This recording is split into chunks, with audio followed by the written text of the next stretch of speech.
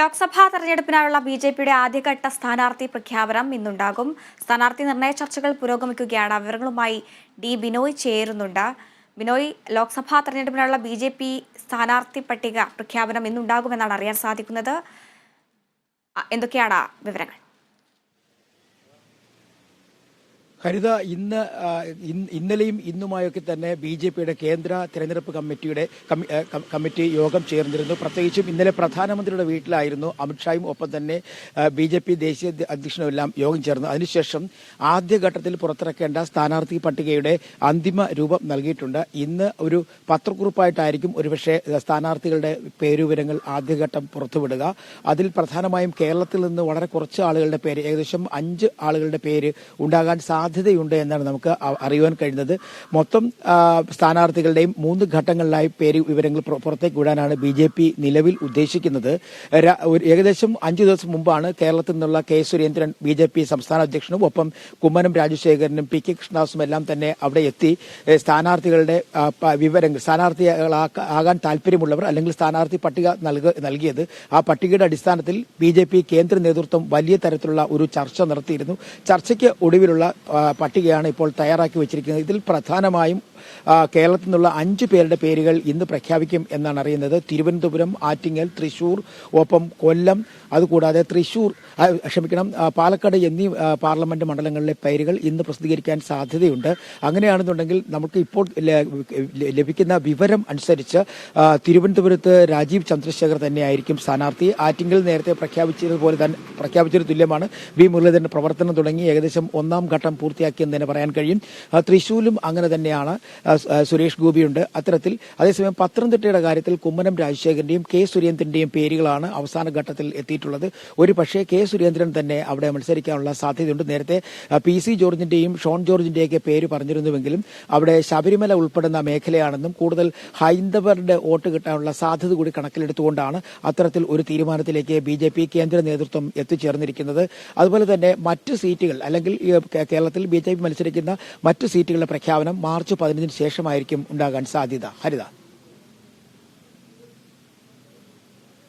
ബിനോയ്, അതേസമയം എത്ര മണ്ഡലങ്ങളിലാണ് ഇന്ന് സ്ഥാനാർത്ഥികളെ പ്രഖ്യാപിക്കുമെന്നാണ് ലഭിക്കുന്ന വിവരങ്ങൾ?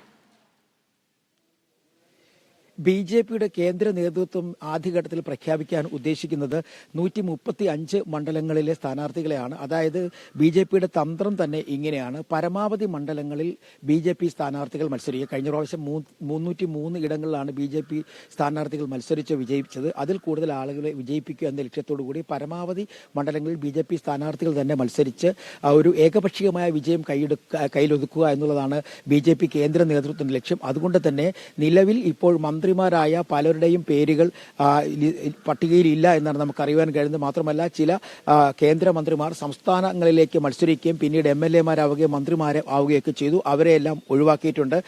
അതിന് ഉദാഹരണമായിട്ട് തന്നെ പറയാം, രാജ്യസഭാ അംഗങ്ങളായിരുന്ന രാജീവ് ചന്ദ്രശേഖർ, വി മുരളീധരൻ ഉൾപ്പെടെയുള്ളവരെ ഇത്തവണ രാജ്യസഭയിലേക്ക് മത്സരിപ്പിച്ചില്ല. പകരം ലോക്സഭയിലേക്ക് മത്സരിപ്പിക്കാൻ തന്നെയാണ് തീരുമാനിച്ചിരിക്കുന്നത്.